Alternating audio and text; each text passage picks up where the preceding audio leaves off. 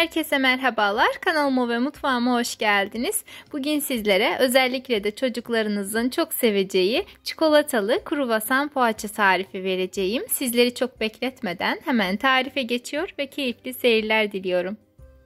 Öncelikle kullanacağımız mayanın kolay aktive olabilmesi için 1 su bardağı ılık suyun içerisine 1 dolu yemek kaşığı kuru maya veya yarım paket yaş maya ilave edip güzelce karıştıralım. Hazır olan mayalı suyu bir kenara alıp uygun bir yoğurma kabının içerisine 5 su bardağı un ilave edelim. Kullanmış olduğum su bardağımın ölçüsü 200 mililitredir. Unun üzerine 1 tatlı kaşığı tuz ve 3 dolu yemek kaşığı toz şeker ilave edip karıştıralım.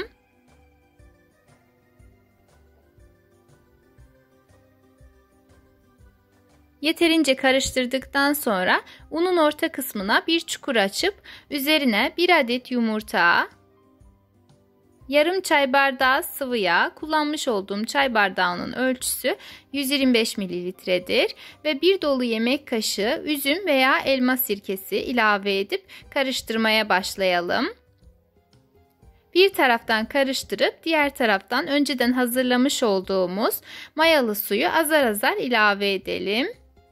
Mayalı suyun tamamını kullandıktan sonra yanımıza 1 su bardağı kadar daha ılık su alıp hamuru güzelce toparlayalım. Hamur karıştırılmayacak kıvama geldiğinde kaşığı çıkartıp elimizle yoğurmaya devam edelim.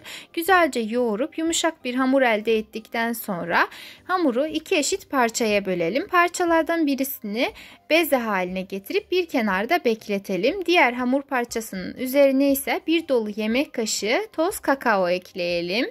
Ve kolayca çözülebilmesi için üzerine 1 dolu yemek kaşığı sıvı yağ veya zeytinyağı ilave edip elimizle kakaoyu hamura yedirelim. Eğer ki hamur çok sert olursa 1-2 yemek kaşığı kadar da su ilave edebilirsiniz. Ve kakaolu hamurumuz da artık hazır oldu. Şimdi 2 farklı kase alalım. Kaselerin içerisine birer yemek kaşığı kadar sıvı yağ ilave edip hazırlamış olduğumuz hamurları içerisine alalım ve her taraflarını güzelce yağlayalım.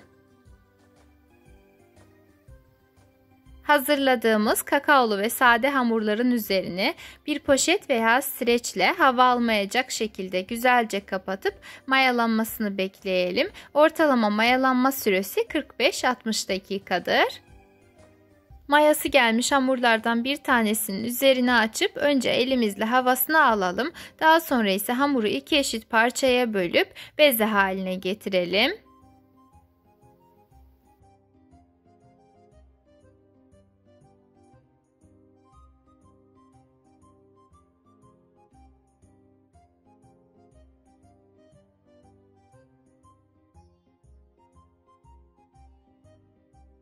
Önce kakaolu hamuru, daha sonra ise sade olarak hazırlamış olduğum hamuru 2 eşit parçaya bölüp beze haline getirdim. Şimdi bezelerden bir tanesini alıp tezgaha birazcık un serperek merdane yardımıyla açmaya başlıyorum.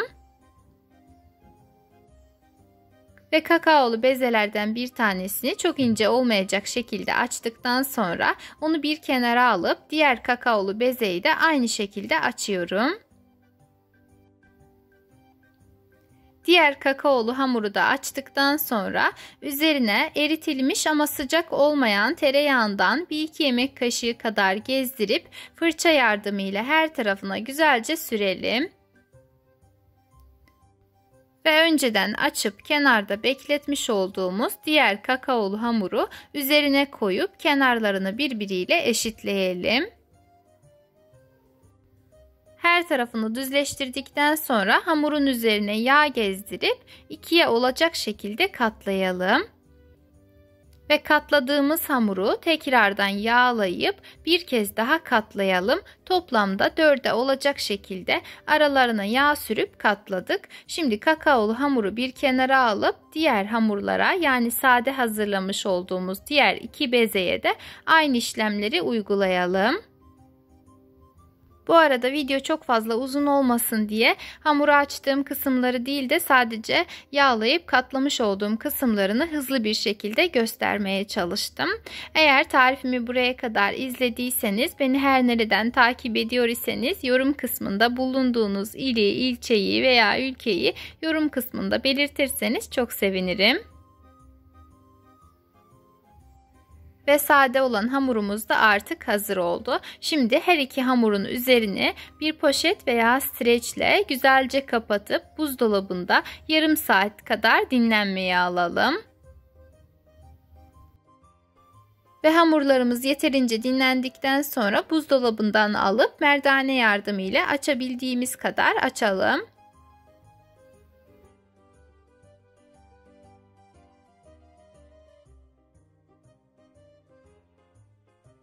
Sade olan hamuru açtıktan sonra kakaolu hamuru da aynı şekilde açalım.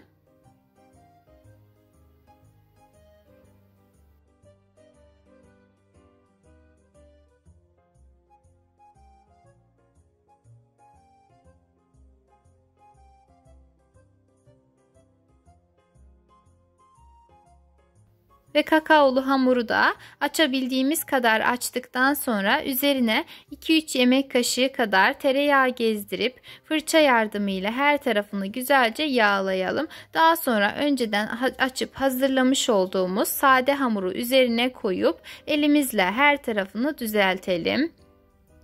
Hamurumuz mayalı olduğu için kolayca çekiştirerek düzeltebilirsiniz. Kenarlarını da düzleştirdikten sonra hamuru merdane yardımıyla tekrardan genişletelim.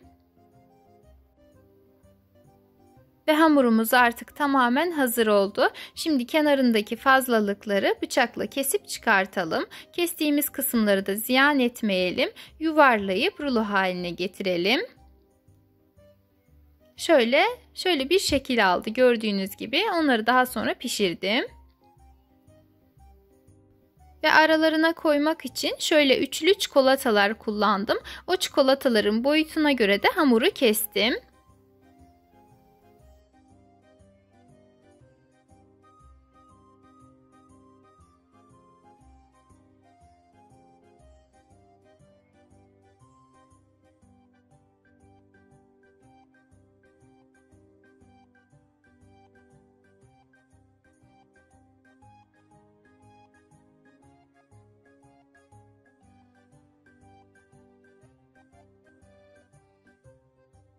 Ve hamurun tamamını dikdörtgen olacak şekilde kestim. Kestiğim hamur parçalarından bir tanesini alıp merdane ile tekrardan birazcık genişletiyorum.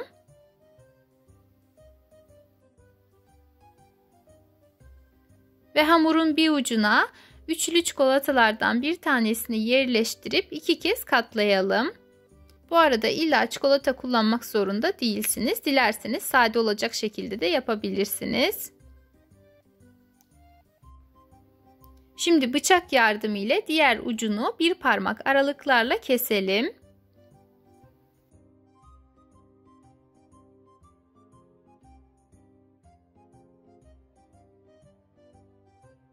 Ve kesmiş olduğumuz hamurları tek tek alıp 2 kez katlayarak diğer tarafında birbirleriyle birleştirelim.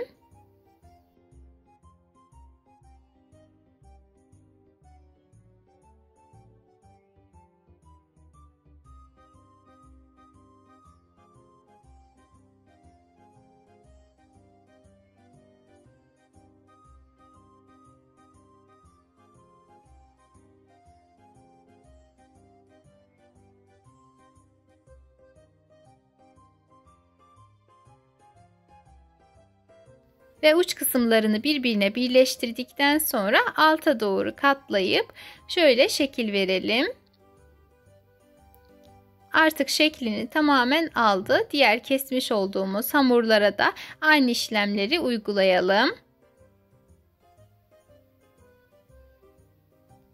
Tamamına şekil verip fırın tepsisine dizdikten sonra üzerlerine yumurta sarısı sürelim.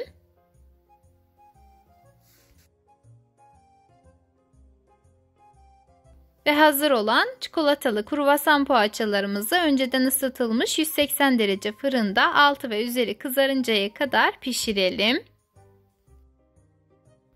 Ve fırından çıkan kat kat çikolatalı kruvasan poğaçalarımız artık servise hazırdır.